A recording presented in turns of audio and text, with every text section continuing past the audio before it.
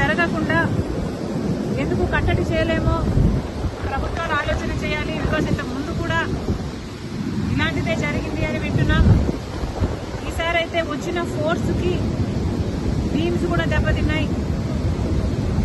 ఇది సామాన్యమైన దెబ్బ కాదు. ఇంత హిస్టారికల్ బ్యారేజ్, ప్రకాశం బ్యారేజ్కి ఇంత పెద్ద దెబ్బ తగిలింది అంటే దీన్ని చాలా సీరియస్ గా తీసుకోవాల్సిన అవసరం ఉంది.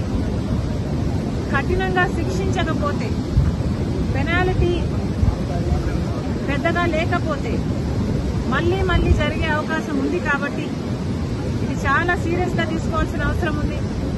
అంతేకాకుండా యాజ్ సూన్ యాజ్ పాసిబుల్ మరమ్మతులు కూడా చేయాల్సిన అవసరం ఉంది. గత ప్రభుత్వం, జగన్మోహన్ రెడ్డి గారి ప్రభుత్వం కనీసం ఎన్నో ప్రాజెక్టులకు కనీసం యాన్యువల్ మెయింటెనెన్స్ కూడా చేయలేదు.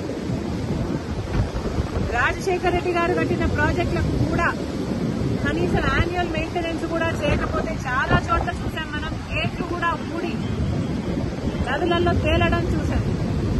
అలాంటి పరిస్థితులు రాకుండా ఈ ఒక్క బ్యారేజ్కే కాదు, మిగతా ప్రాజెక్టులు అన్నీ కూడా రాష్ట్రంలో ఎక్కడెక్కడ ఏమేమి అవసరాలు ఉన్నాయో ముఖ్యమంత్రి దృష్టి పెట్టాల్సిన అవసరం ఉంది.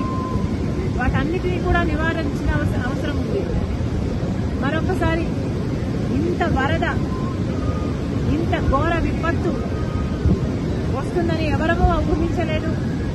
కానీ రెయినీ సీజన్ అంటేనే రెయిన్స్ వచ్చే సీజన్ కాబట్టి వీలైనంత వరకు ప్రికాషనరీగా ముందుకు ముందే ప్రభుత్వాలు, అధికారులు ఆలోచన చేసి డ్యామేజ్ కంట్రోల్ మోడ్లోనే రెయినీ సీజన్ మొదలు నుంచి ఉండాలని కాంగ్రెస్ పార్టీ కోరుతుంది. ఈ బ్యారేజ్కు సంబంధించి వెంటనే చర్యలు తీసుకోవాలి. ఎవరు దీనికి అకౌంటబుల్లో, ఎవరు దీనికి రెస్పాన్సిబుల్లో వెంటనే కనుక్కోవాల్సిన అవసరం ఉంది. కఠినంగా శిక్షించాల్సిన అవసరం ఉంది. ఎందుకంటే ఇది మళ్ళీ రిపీట్ కాకూడదు కాబట్టి.